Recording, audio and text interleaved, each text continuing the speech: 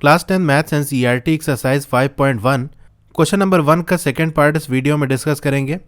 यहाँ पर आपको कुछ सिचुएशंस दी हुई है और आपसे पूछ रहा है क्या ये सिचुएशन एपी फॉर्म करेंगी यानी अर्थमेटिक प्रोग्रेशन फॉर्म करेंगी।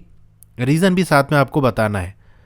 तो सेकंड पार्ट में हमसे क्या कह रहा है, देखो यहाँ पर मैं आपको आंसर भी बताऊंगा, साथ में कैसे आंसर को प्रेजेंट करना है, किस तरह से लिखना है वो भी बताऊंगा। सेकंड पार्ट देख लेते हैं। इसमें कह रहा है कि the amount of air present in a cylinder, कोई सिलेंडर उसके अंदर एयर प्रेजेंट है और एक वैक्यूम पंप को कनेक्ट किया गया है। ये वैक्यूम पंप क्या कर रहा है, एयर को निकाल रहा है। किस तरह से, removes 1/4 of the remaining in the cylinder at a time, यानी सिलेंडर में जितनी एयर है हर बार जितनी बची होगी उसका 1/4 निकालेगा। अब थोड़ा सा वैक्यूम पंप हम समझ लेते हैं कैसे होता है, ताकि इसका फंक्शन के बारे में हमको आइडिया लग जाए। वैसे ज़रूरी नहीं है, लेकिन और ज़्यादा आपको क्लियर हो जाएगा ये कॉन्सेप्ट। तो ये मैंने एक रेसिप्रोकेटिंग वैक्यूम पंप बना है, बहुत सिंपल सा डायग्राम है। ये इसे पिस्टन कहते हैं। ये जब ऊपर जाएगा खाली जगह बनेगी जिससे एयर अंदर चली जाती है, ठीक है। यहीं पर मान लो हमने सिलेंडर कनेक्ट किया होगा, तो जब ये ऊपर जाएगा तो एयर इसके अंदर चली जाएगी। जैसे अंदर जाती है बंद हो जाता है। फिर जब ऊपर से नीचे जाएगा तो दबाएगा तो एयर क्या हो जाएगी, बाहर निकल जाएगी। तो एक बार ये जो पिस्टन ऊपर गया और नीचे गया तो उसे हम एक स्ट्रोक कहेंगे, यानी एक बार में कुछ एयर निकलेगी। तो मान लो इसके अंदर V थी तो एक बार में कुछ निकलेगी, तो यही कह रहा है कितना निकलेगी एक बार में, 1/4।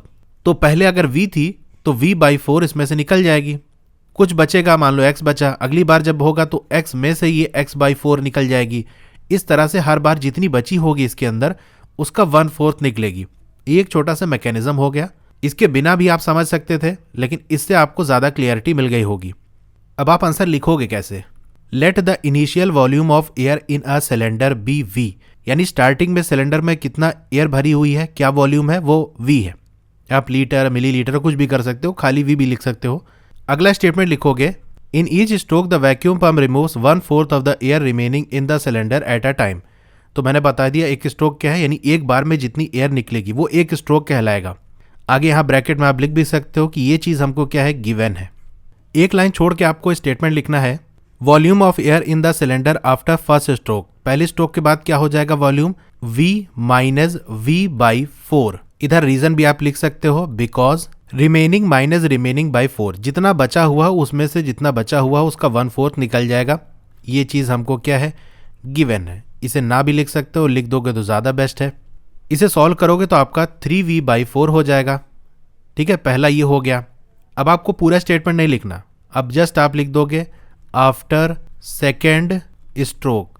सेकेंड स्ट्रोक के बाद क्या होगा, अब देखो रिमेनिंग कितना है, पहले V था, V/4 निकल गया, अब बचा हमारा 3V/4, ठीक है।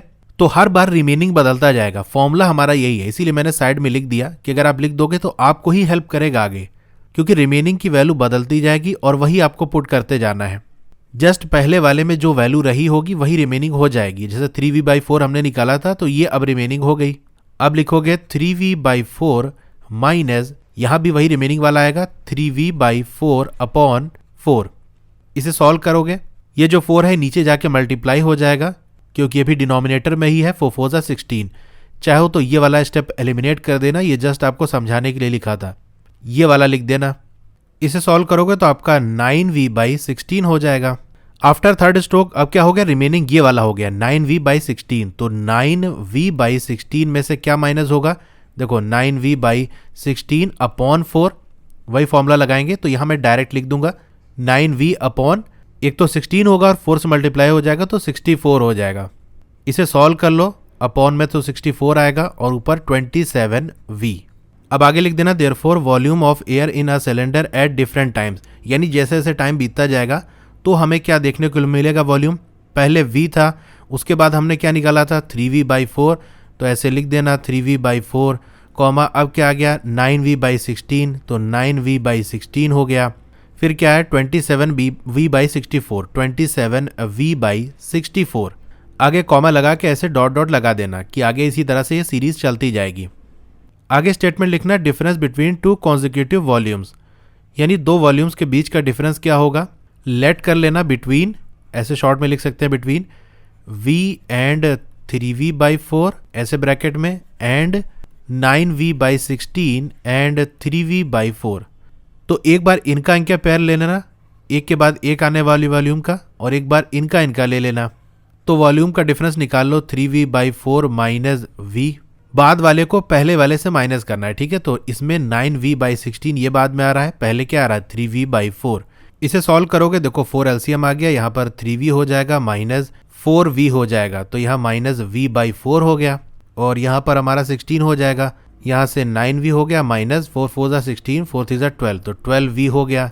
इसे सॉल्व करोगे तो कितना हो जाएगा माइनस 3v/16 हो जाएगा।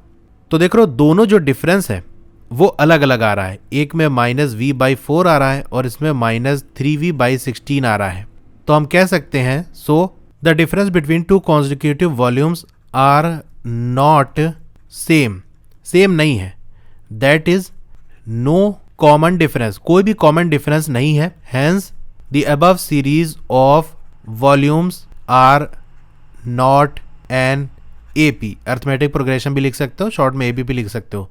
तो ये हो गया, इस तरीके से आपको ये पूरा आंसर देना है। ये इतनी डिटेल में समझाने के लिए आपको इतना टाइम लग गया, अदरवाइज जब आप लिखोगे तो ज़्यादा नहीं है ये।